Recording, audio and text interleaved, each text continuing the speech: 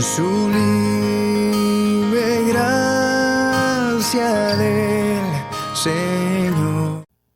Continuamos con la serie de estudios que venimos desarrollando sobre el dispensacionalismo.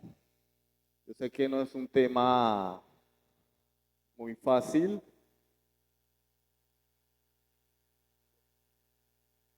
pero igual en algún momento teníamos que llegar a esta clase de temas. Hay personas que dicen, no, pero es que yo quiero que me enseñen cosas prácticas, pero igual no vienen.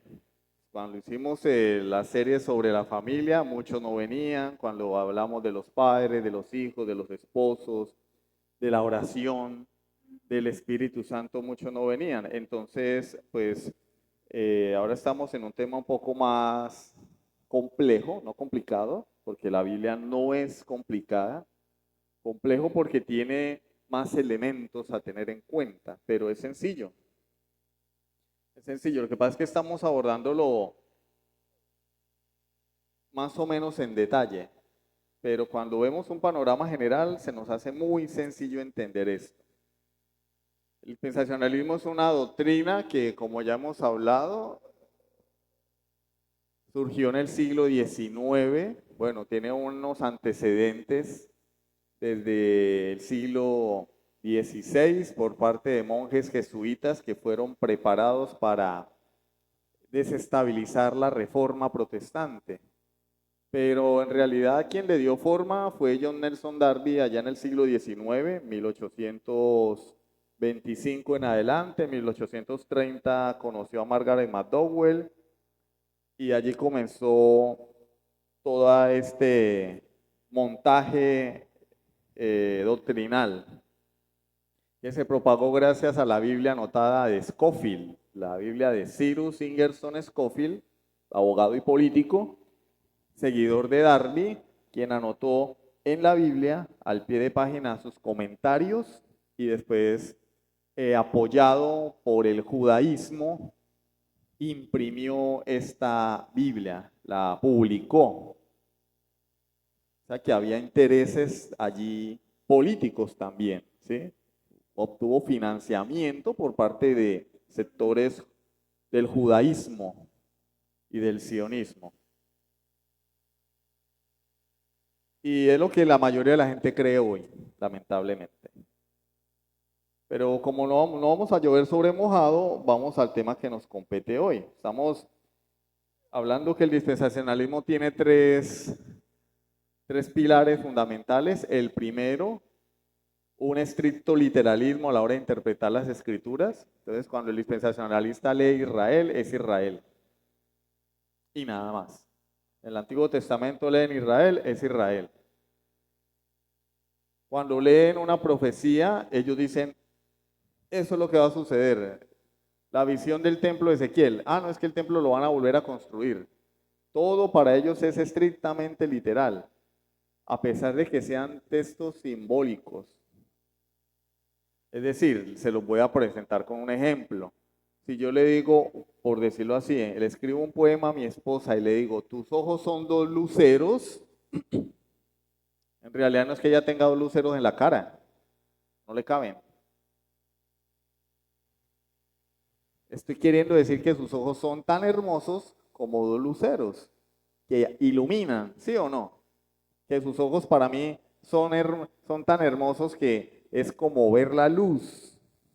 Estoy utilizando un lenguaje poético, metafórico, simbólico, para dar a entender algo, que sus ojos me parecen hermosos. El dispensacionalista lee, tus ojos son dos luceros, él dice, no, la hermana le van a salir dos astros celestes en la cara. No sabemos cómo va a pasar, pero le va a crecer dos soles en la cara. ¿Por qué? Porque dice dos luceros. Entonces el dispensacionalista lee dos luceros y él imagina dos luceros. No entiende que es un lenguaje poético, simbólico, metafórico, que pretende enseñar con una expresión algo más profundo.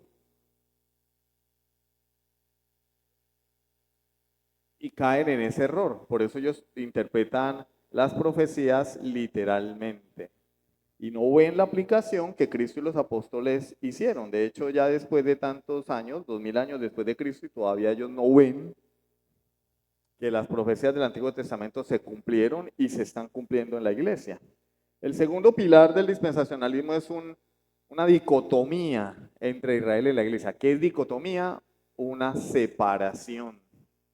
Una separación en dos. Por eso, dos.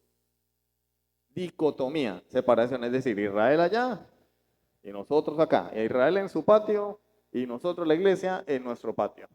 Nosotros no tenemos nada que ver con los judíos, porque para el dispensacionalista el judío es el pueblo escogido de Dios y la iglesia para el dispensacionalista es el peor en nada.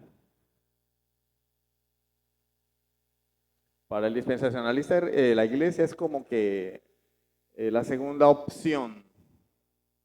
¿Sí? María no me prestó atención, bueno, me tocó con la prima fea. Le voy a proponer matrimonio a Juanita, la prima fea. Bueno, pues María, que es la bonita, no me prestó atención, entonces me voy con la prima fea. La iglesia es la prima fea de Israel, porque Israel es el pueblo escogido de Dios para ellos, no hay más.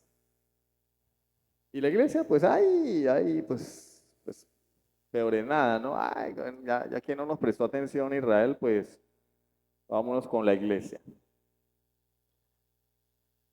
Ahora bien, vamos a un texto de la Escritura que desmiente este segundo pilar del dispensacionalismo, la separación entre Israel y la iglesia, Efesios capítulo 2, versículos 12 al 21, por favor.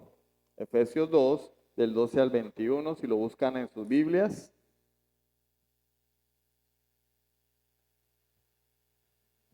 Efesios capítulo 2, versículos 12 al 21 es un texto de contrastes.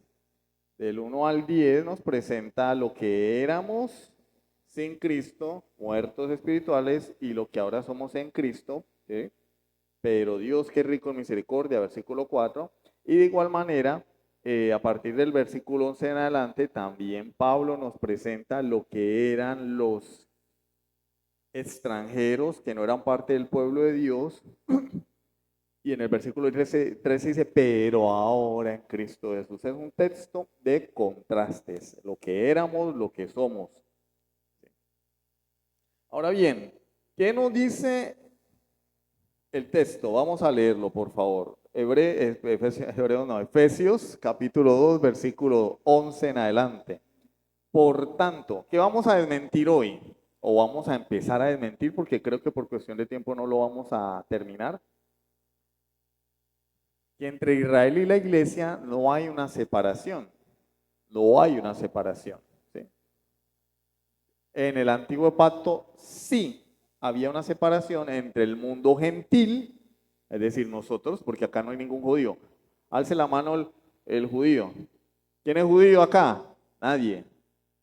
¿Sí? Colombianos, venezolanos, de pronto algún peruano, algún ecuatoriano. ¿Sí?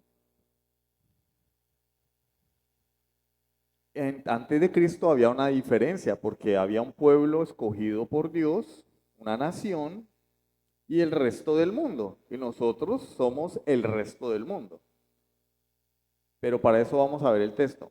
Por tanto, dice Pablo, acordaos de que, ¿cuándo? En otro tiempo, ¿cuándo? En otro tiempo, ya, yo creo que con eso ya deberíamos, apague y vámonos, o sea, Pablo está diciendo, en otro tiempo, quiere decir que ahora no es así. Está estableciendo una comparación o una separación, lo que era en otro tiempo. En otro tiempo yo era pobre y ahora también, entonces no hay ningún otro tiempo, ¿cierto? Yo estoy diciendo, en otro tiempo yo era pobre, ya por lógica se deduce que ahora soy rico, ¿cierto? ¿Sí o no? Dice, en otro tiempo, quiere decir que ahora las cosas han cambiado, ¿cierto? Acordaos de que en otro tiempo vosotros, le está escribiendo una iglesia gentil, porque es la iglesia de Éfeso, una iglesia del mundo grecorromano.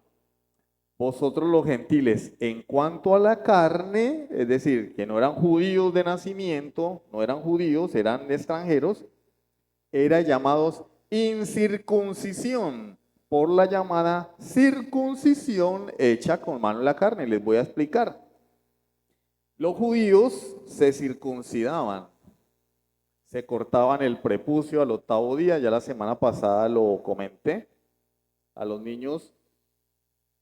Como ¿qué pasa, por ejemplo, en la iglesia católica? En la iglesia católica, católico-romana, los niños nacen y ¿qué es lo primero que hacen los papás? Les echan agua encima, los bautizan, entre comillas, ¿no?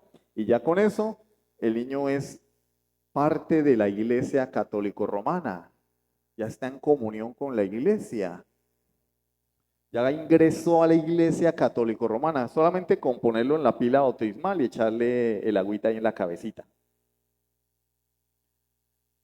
En el pueblo judío pasaba algo similar, pero esto fue por orden de Dios.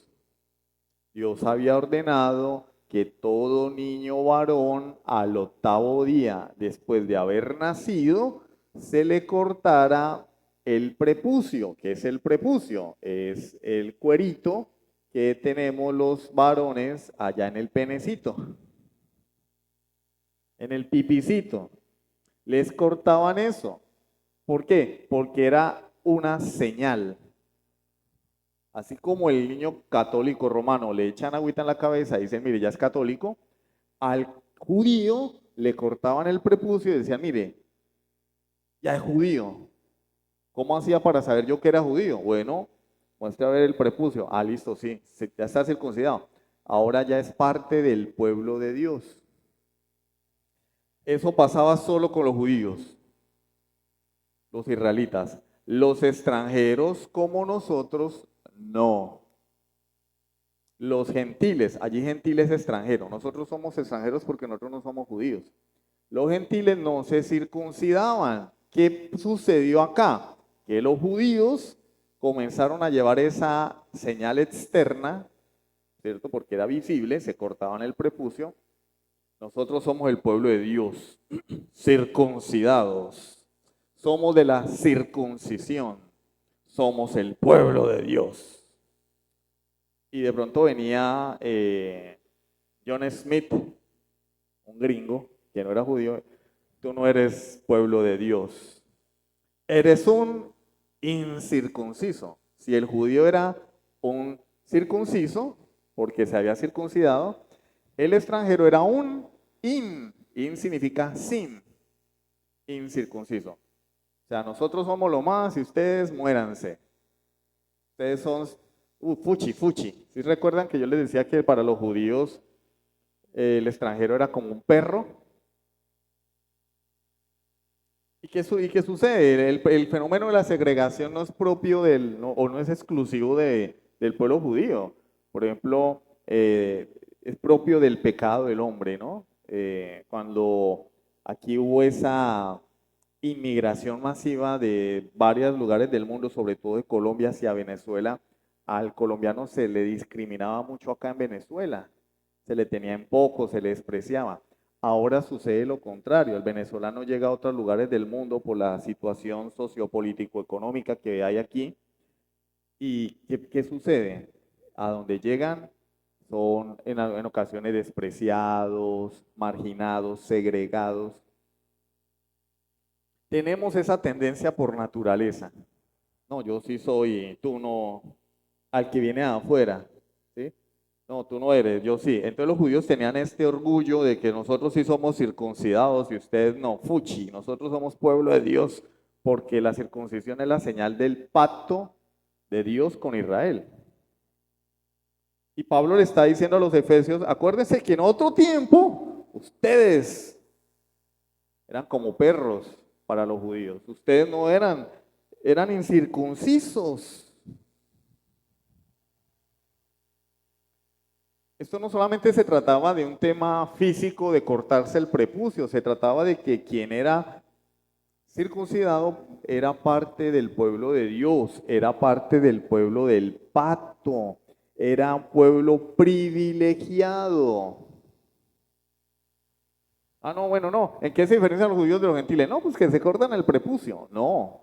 Eso tenía implicaciones porque solamente al pueblo del pacto, a los que se circuncidaron, fue que Dios les habló, fue que Dios se acercó, fue a quienes Dios se les reveló. Dios no se les reveló a los egipcios, a los babilonios, a los fenicios, a los mesopotámicos, a los amonitas, a los moabitas, a los edomitas. No, Dios se reveló a los israelitas.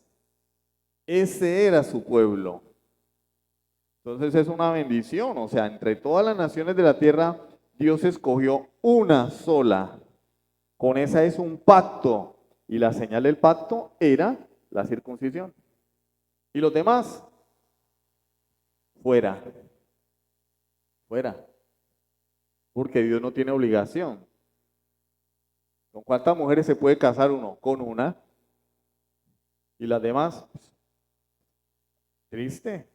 Dios se casó con Israel. De hecho, en el Antiguo Testamento se utiliza la figura de el marido y de la mujer para hablar de la relación de Dios con Israel. Dios se casó con Israel y las demás naciones, chao, nada que ver.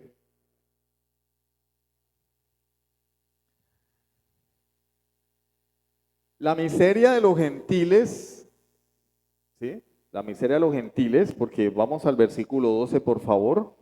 En aquel tiempo, otra vez, en aquel tiempo, recordemos, versículo 11, en otro tiempo, versículo 12, en aquel tiempo, ¿sí? En otro tiempo éramos incircuncisos, no éramos parte del pueblo de Dios.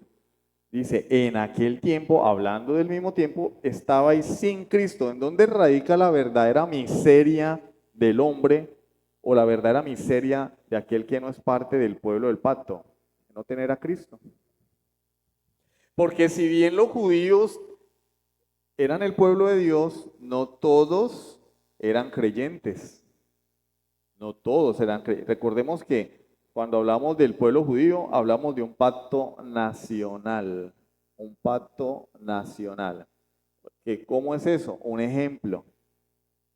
Las elecciones. Cada persona vota por el candidato de su preferencia. ¿Sí o no? Si gana el del color verde y yo voté por el del color naranja, yo no voté por el del color verde, pero igual ganó el verde. El verde me va a gobernar. Así yo no lo quiera. ¿Sí ven? ¿Por qué? Porque yo soy parte de esa nación. ¿Sí o no? ¿Sí o no?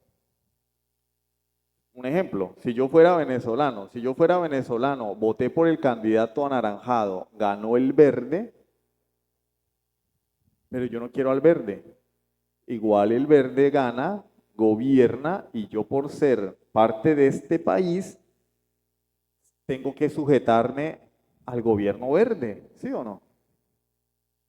Así yo no lo haya elegido, no lo haya votado. ¿Por qué? Porque es una votación a nivel nacional.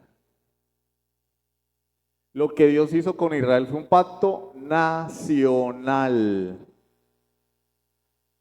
Pero no todos amaban a Dios. Dios hizo el pacto con el país. No individualmente con las personas, sino con toda una nación. Pero dentro de la nación de Israel había personas que no amaban a Dios, que lo rechazaron, que rechazaron su gobierno. De hecho, cuando salen de Egipto, ¿qué es lo primero que hacen? Se hacen un becerro de oro. Se hacen un becerro de oro. Ese día mueren miles por el castigo de Dios. Y de ahí en adelante, ustedes que están haciendo el devocional y leemos eso, Levítico, Números, Deuteronomio, ya vamos en Josué y vemos todas las maravillas que hizo el pueblo de Israel, ¿no? Murmurar, rebelión, levantamiento contra Dios, rebelarse contra Moisés, pero eran el pueblo de Dios. ¿Cuántos espías fueron a Jericó a reconocer la tierra? 12. Y de los 12, ¿quiénes trajeron buenas noticias? Solo 2. Los otros 10 levantaron al pueblo contra Dios. Pero eran judíos. ¿Y por qué eran judíos? Porque Dios hizo fue un pacto con toda la nación, independientemente de si creían o no en Él. De manera que en la nación, en el pueblo de Dios del Antiguo Testamento, habían creyentes y no creyentes. Había creyentes y no creyentes en el Antiguo Testamento, en el pueblo del pacto. Entonces, la miseria, y estas personas que no eran creyentes, ¿por qué no eran creyentes? Porque Dios en su soberana voluntad no les reveló a Jesucristo. Ellos tenían que ver a Cristo en el sacerdote, en el tabernáculo, en el maná, en la columna de nube, en la columna de fuego, en la Pascua, en la fiesta de los tabernáculos, en las primicias, en Pentecostés. Ellos tenían que ver a Cristo en la columna de nube, en la columna de fuego, en el maná, en la serpiente de bronce, en la vestidura del sacerdote, en el arca del pacto, en el altar. No lo veían. ¿Qué pasaba? Aunque estaban dentro del pueblo del pacto, morían sin Cristo. Porque la salvación siempre ha sido por fe. Entonces Pablo le dice a los efesios que aparte de que ellos eran pobres por no ser parte del pueblo del pacto, es decir, nunca conocieron a Dios ni por error, porque yo les voy a hacer una pregunta y ustedes me van a responder allí. ¿Qué es más fácil? ¿Que se convierta a Cristo un niño, humanamente hablando, un niño que ha recibido principios religiosos desde pequeño o alguien que crece en un hogar ateo? Más fácil, humanamente hablando, que se convierta un niño que crece en un hogar con principios religiosos, así sea católico romano, porque crece en un contexto donde se le habla de Dios, donde se le habla de Cristo, donde se le habla del bien, del mal, del pecado. Que alguien que jamás ha oído hablar de Dios. De hecho, ese es el argumento de Pablo, porque más adelante, si vamos a citar el versículo, Pablo dice, es que los israelitas nos tienen ventaja porque a ellos se les dio la ley, se les dio los profetas y se les dieron las promesas. Tienen ventaja sobre las demás naciones. Una persona que crece en un hogar donde se enseña la palabra de Dios tiene ventaja que alguien que 20 años y no sabe quién es Adán, quién es Eva, quién es Jesús, ni nada por el estilo. Tiene ventaja porque al fin y al cabo la fe viene por el oír y el oír por la palabra del Señor. Mientras la persona sea expuesta a la palabra del Señor, Dios puede obrar, y si nunca es expuesta. Entonces eso sucedía con los efesios y con todo el mundo gentil. Aparte de que no éramos parte del pueblo del pacto, es decir, para nosotros es difícil de comprender porque venimos de una cultura donde bien o mal se nos habló de Dios. Bien o mal nos llevaron a la misa. Bien o mal vimos al cura, al padre Chucho, al padre Gallo, a la misa del domingo a las 6 de la mañana, la vimos por televisión. Uno entra aquí al municipio y lo primero que ve es la iglesia, ¿sí? Se muere una persona, lo primero que hacen es un rezo. O sea, vivimos en una cultura religiosa que bien o mal, por eso digo bien o mal, no estoy diciendo que sea lo perfecto, bien o mal, se habla de Dios, se habla del Dios que creó el cielo, del Dios de la Biblia. La misma Biblia que tiene la religión oficial es la misma que tenemos nosotros, salvo por algunos libros apócrifos, pero es la misma. Pero Pablo le está escribiendo a un pueblo que jamás había oído hablar de Dios. Jamás, nunca habían escuchado hablar de Dios.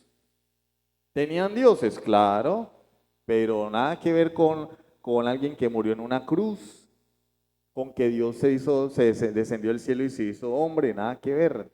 De hecho, cuando Pablo presenta la resurrección de Jesucristo, se burlan de él. Se burlan los griegos. ¿Tú no vienes a hablar de un Dios que murió? Esta gente nunca había oído hablar de Dios. Y ese es el argumento de Pablo. Dice, en aquel tiempo, versículo 12, estabais sin Cristo. Sin Cristo.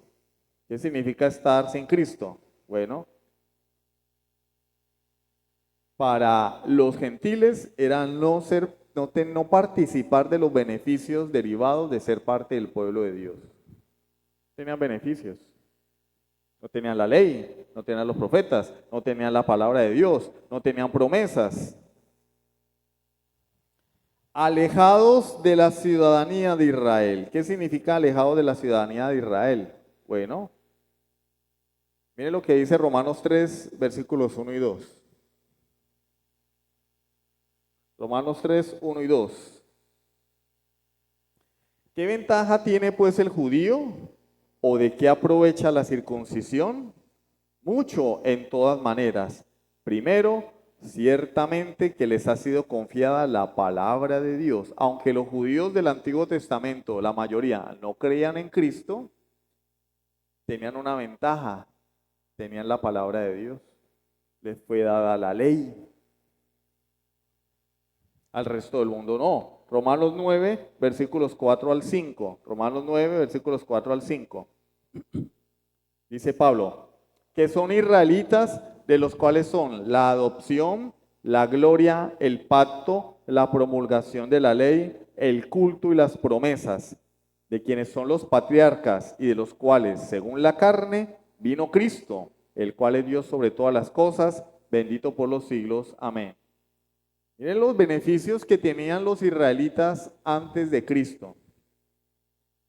La adopción, la gloria, el pacto, la promulgación de la ley, el culto, las promesas, los patriarcas y además de eso, que de los judíos fue que vino Jesús. Esos beneficios no los tenía ninguna otra nación, solamente los israelitas. Y nosotros, incluyendo a los efesios, estábamos fuera. Nada que ver ahí. No perdamos el punto. ¿Cuál es el punto? No perdamos el punto, porque de pronto nos venimos a los detalles y perdemos el punto. El punto aquí es lo que éramos antes sin Cristo. Nosotros, los no judíos, los extranjeros, los gentiles. ¿Cómo estábamos sin Cristo? Juan 4:22. Juan 4:22. Vosotros adoráis lo que no sabéis. Aquí el Señor está hablando con la mujer samaritana. Vosotros adoráis lo que no sabéis, le dice él a la samaritana. El samaritano era un judío, pero que había malogrado la raza. Es decir, era un israelita que se había mezclado con otras naciones y ya no era tenido por judío. Era un mestizo. Y los samaritanos eran despreciados por los judíos. Y Jesús le dice, vosotros adoráis lo que no sabéis. Nosotros los judíos adoramos lo que sabemos porque la salvación viene de los judíos. ¿De dónde viene la salvación? De los norteamericanos, de los rusos, de los venezolanos, de los chinos, no. De los judíos, porque de ahí fue donde vino el Mesías, porque ese era el pueblo escogido de Dios. ¿Cuál es mi punto acá? Que entendamos que nosotros antes de Cristo venir al mundo, no teníamos nada que ver con esto. Éramos como basura. Había un pueblo escogido de Dios y nosotros no teníamos nada que ver allí.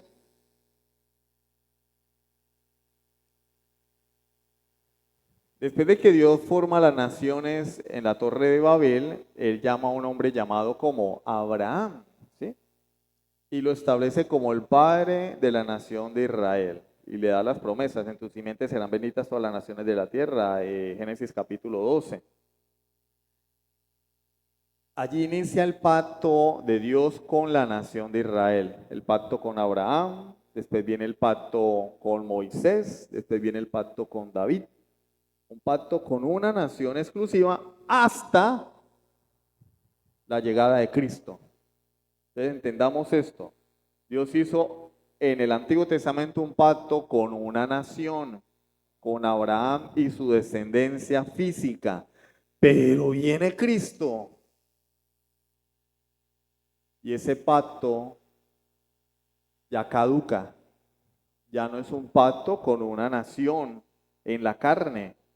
Ahora ese pacto es con una nación espiritual conformada no por gente que se ha cortado el prepucio, sino por gente a la que Dios les ha cortado el prepucio de su corazón, que es lo que llama la Biblia circuncisión espiritual, es decir, el nuevo nacimiento, el arrepentimiento. Ahora el pueblo de Dios está conformado por todos los que creen en Cristo, no solo por los judíos. Ahora nosotros somos parte de ese pueblo de Dios. No necesitamos cortarnos el prepucio. Dios ya circuncidó nuestro corazón, ya puso una marca allí en el momento en que nos arrepentimos de nuestros pecados.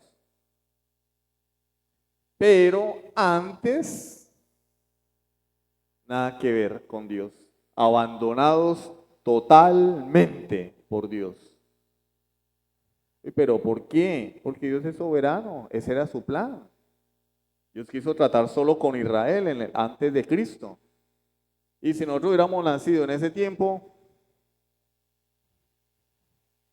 pailas, abandonados por Dios. Terrible, sí, pero démosle gracias a Dios que nos escogió desde antes de la fundación del mundo para salvación y que ahora en Cristo somos parte del pueblo del pacto. Hechos 14, 16 al 17. Hechos 14, versículos 16 y 17. Hechos 14, versículos 16 y 17. ¿Ya lo tienen? En las edades pasadas. ¿Cuáles edades pasadas? Antes de la venida de Cristo, en el antiguo pacto, cuando Dios tenía una nación escogida, la nación de Israel, los judíos que se circuncidaban. En las edades pasadas, Dios, ha dejado a toda la gente andar en sus propios caminos. ¿Con quién trataba Dios? Por ejemplo, ustedes que tienen hijos, si el niño quiebra la ventana del vecino, ¿qué hago yo? Si es mi hijo, lo regaño y tengo que ir a pagar el arreglo de la ventana porque es mi hijo. Yo tengo que ver allí. Ahora, si no es el hijo mío, a mí me da igual. Quiebre la ventana, haga lo que quiera, tírese por un abismo, haga lo que quiera. O sea, no es hijo mío. ¿Sí o no? Estoy exagerando, ¿no? No es que a mí me importe. Ay, no, ay, hermano, no le importa que los niños se tiren por un barranco. No, no, pero es para el ejemplo, ¿no? Entonces llegan y le ponen la queja a la hermana María Eugenia que Cantalicia le quebró el vidrio al vecino de 2 cuadras abajo de la casa. Y dice la hermana María Eugenia, ¿y yo qué tengo que ver? Yo no tengo nada que ver ahí. Ahora, si a María Eugenia le dicen que Sara quebró el vidrio de la casa del vecino, María Eugenia sí tiene que ver. Y eso es lo que nos está diciendo aquí la Biblia. En las edades pasadas Dios dejó a la gente que hiciera lo que quisiera porque no tenían nada que ver con Él, no eran su pueblo. Nosotros los gentiles, los extranjeros, que no éramos judíos, que no nos habíamos circuncidado, que no éramos parte del pueblo de Dios, Dios nos dejó andar en nuestros caminos. A Israel no. A Israel no, porque Israel era su pueblo, sus hijos. Y entonces los israelitas hacían un becerro de oro, ¡tin! Castigo. Tomaban mujeres extranjeras, ¡pin! Castigo. Murmuraban contra Dios, castigo. Las demás naciones, que si los moabitas hacían, que si las mujeres amonitas se juntaban con los madianitas y que se hacían una rumba y el Señor haga lo que quieran. no son mi pueblo, no son mis hijos. Y lo que está diciendo aquí el libro de los Hechos, Dios los dejó andar en sus propios caminos, si bien oído la gracia común de Dios, no se dejó a sí mismo sin testimonio, haciendo bien, dándonos lluvias del cielo y tiempos fructíferos, llenando de sustento y de alegría nuestros corazones. A pesar de que nosotros no éramos pueblo de Dios, igual trabajábamos y teníamos la comida, y es la gracia común del Señor. En el mundo hoy hay personas que no conocen a Cristo, que no quieren a Cristo. El ateo trabaja igual, él va al supermercado y compra comida, cocina, va al hospital y lo atienden, se enferma, se toma la acetaminofén y se recupera. Gracia común de Dios. Dios preservó a toda la humanidad, pero tenía un trato especial con su pueblo de Israel. Y para terminar, este versículo no lo tengo ahí, pero quiero cerrar con esto porque ya se nos fue el tiempo. Por favor, vamos a Hechos, capítulo 17, versículo 30.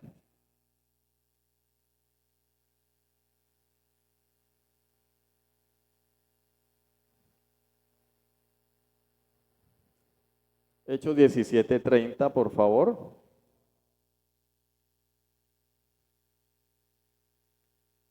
Ya quedamos claros, antes de Cristo, ni tú ni yo éramos pueblo de Dios. Si hubiéramos nacido en esa época, en el infierno estaríamos, porque solamente Dios trató con una nación llamada la nación de Israel, los judíos que se circuncidaban al octavo día, y Dios trató solo con ellos. Y los demás, de malas. Pero ahora, entonces, vamos a Hechos 17:30. Y allí Pablo nos dice lo siguiente: pero Dios, habiendo pasado por alto los tiempos de esta ignorancia, porque antes de Cristo todos nosotros éramos, o las naciones que no eran judías, no sabían quién era Dios. Los efesios no sabían quién era Dios. Ellos adoraban a Diana, a la diosa Diana, donde habían unas sacerdotisas que eran las que oficiaban el culto, y el culto consistía en orgías. Y así le rendían culto a Diana, Diana de los Efesios. Ellos no conocían a Cristo, no conocían a Jehová, no conocían a Abraham, no conocían a Isaac, no sabían nada de eso. Y Pablo dice acá, hablando del mundo gentil, pero Dios, habiendo pasado por alto los tiempos de esta ignorancia, ahora manda a todos los hombres en Israel, solamente no, en todo lugar que se arrepientan. ¿Sí ven cómo la dinámica ahora es diferente? Ya no es un trato solamente con el pueblo de Israel, con el Israel nacional, los que se circuncidaban, los judíos, Ahora Él manda a todos los hombres en todo lugar que se arrepientan.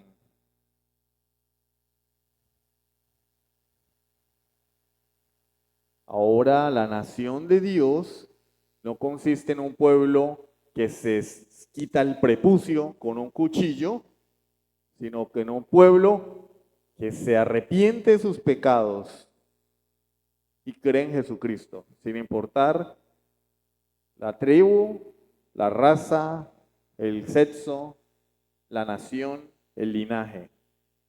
Ahora manda a todos los hombres en todo lugar. Hechos 14, antes nos había dejado andar en nuestros propios caminos. Hagan lo que les venga en gana, ustedes no son mi pueblo. Pero ahora en Cristo, una vez viene Cristo, inaugura el nuevo pacto, establece el nuevo pacto, manda a todos los hombres en todo lugar, no solo a los judíos, dice a todos los hombres en todo lugar que se arrepientan. ¿Y qué fue lo que vino Jesús a predicar aquí cuando llegó a la tierra? Marcos 1:15. El tiempo se ha cumplido. ¿El tiempo de qué? Las promesas hechas en el antiguo pacto. El reino de Dios se ha acercado. Arrepentidos y creen en el Evangelio. Ahora el llamado es para todo el mundo, no solamente para una nación. Pero la semana entrante vamos a continuar con este tema. Amén. Porque se nos fue el tiempo. Vamos a ver la semana entrante hablar de los pactos de la promesa, porque lo que sigue allí es que antes de Cristo éramos ajenos a los pactos de la promesa, ¿sí? Entonces vamos a dejar hasta ahí por hoy y pasamos a las peticiones de oración. Sublime